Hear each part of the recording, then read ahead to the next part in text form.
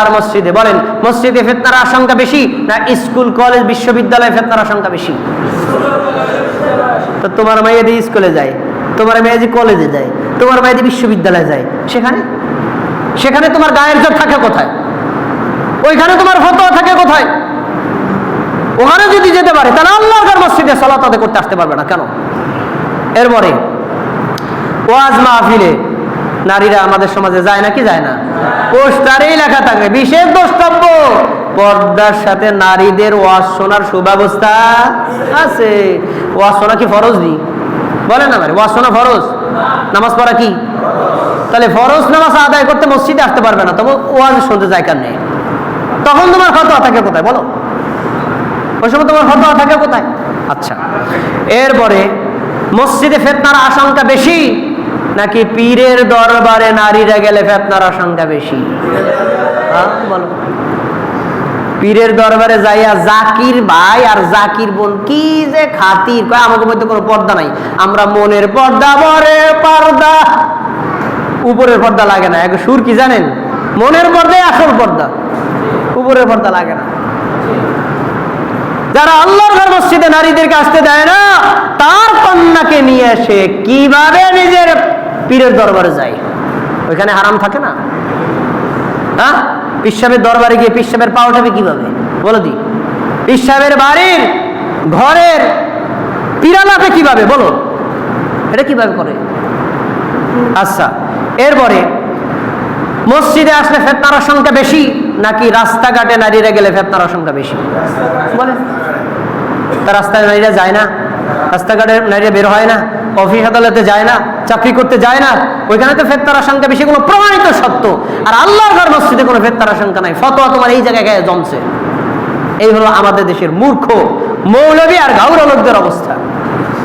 ভাইয়েরা আমার, সর্বশেষ একটা চোখে আঙ্গুল দিয়ে দেখাই, আমাদের দেশের হানাফি মসজিদগুলোতে নারীদের জায়গা নাই নামাজের জন্য। ঠিক কেন? মসজিদে নারীদের জন্য পরিবেশ নাই, কারণ ফিতনার আশঙ্কা আছে, মেনে নিলাম। সকালবেলা মক্তব আছে না নাই? মক্তব শুধু ছেলেরাই যায়, কথা বলে না কেউ, মেয়েরা যায় না। এখন এখন হারাম হইল না? কথা বলেন, এখন কি হারাম হইল না? কা মক্তব পড়া কি ফরজ নেই? মক্তব পড়া তো ফরজ না, নামাজ পড়া ফরজ।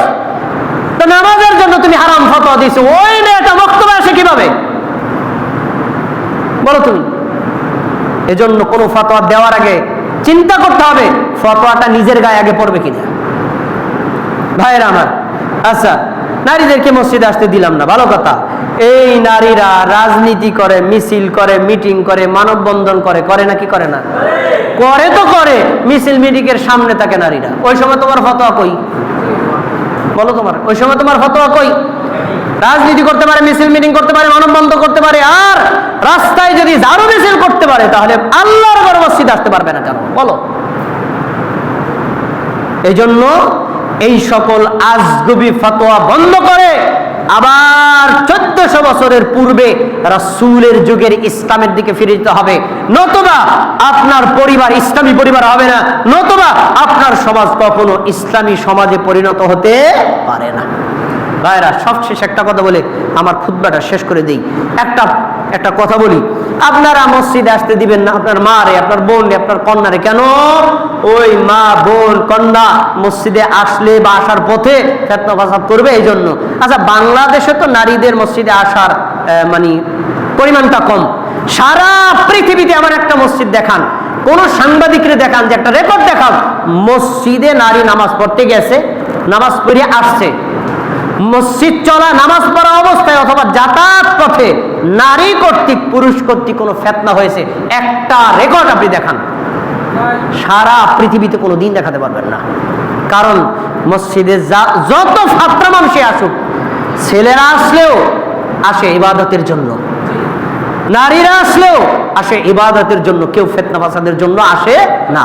অতএব এই সকল আজগবি ফতোয়া চিন্তাধারা বাদ দিয়া আমরা যেভাবে 5 ওয়াক্ত সালাতে আসি, আমরা যেভাবে জুমার সালাতে আসি, আমরা যেভাবে ঈদগাহে যাই, আমরা যেভাবে জানাজা যাই, এই মা, বোন, কন্যা, স্ত্রীদেরকে এই কাজের সাথে সম্পৃক্ত রাখতে হবে, তবেই তারা ইসলামী মা বলে গণ্য হবে। আমরা কি আমাদের মা বোনদেরকে সম্পৃক্ত রাখতে রাজি আছি তো ইনশাআল্লাহ? রাখবো না ইনশাআল্লাহ? এরকম একটা পরিবেশ তৈরি করা দরকার। এই পরিবেশের ব্যাপারে আপনাদের সাথে কথা আছে। আমরা নামাজের পরে সকলে বসবো ইনশাআল্লাহ। এতক্ষণ পর্যন্ত যে খুতবা বলেছি, আল্লাহ তাআলা আমাদেরকে মানার তৌফিক দান করুন। আমিন।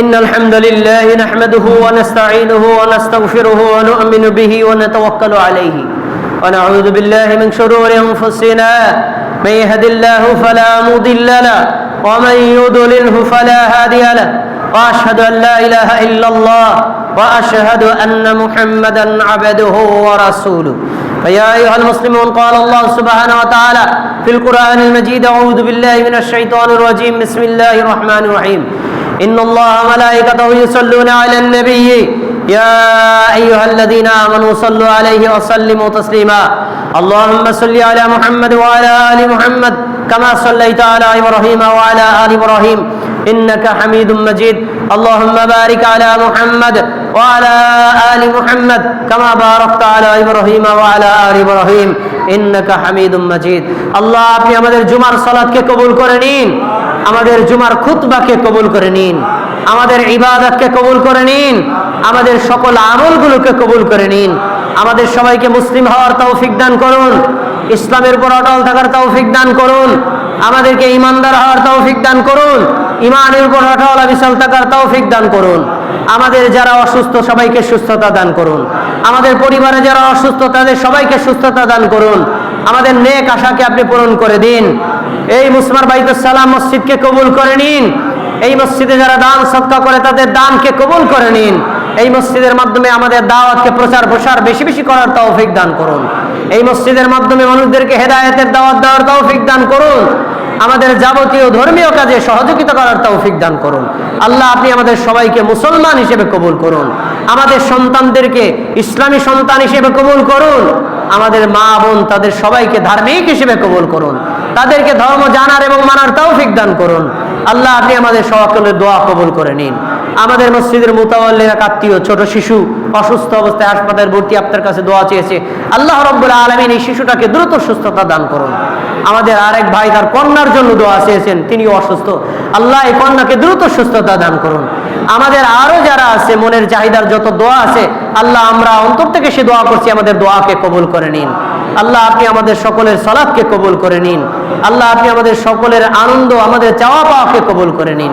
ইন্নাল্লাহা ইয়া'মুরু বিল আদলি ওয়াল ইহসান ওয়া ইতা'i যিল কুরবা ওয়া ইয়ানহা আনিল ফাহশাই ওয়াল মুনকারি ওয়াল বাগি ইয়া'iদুকুম লা'আল্লাকুম তাযাক্কারুন ফাযকুরুনি আযকুরকুম ওয়াশকুরু লি ওয়া লা তাকফুরুন।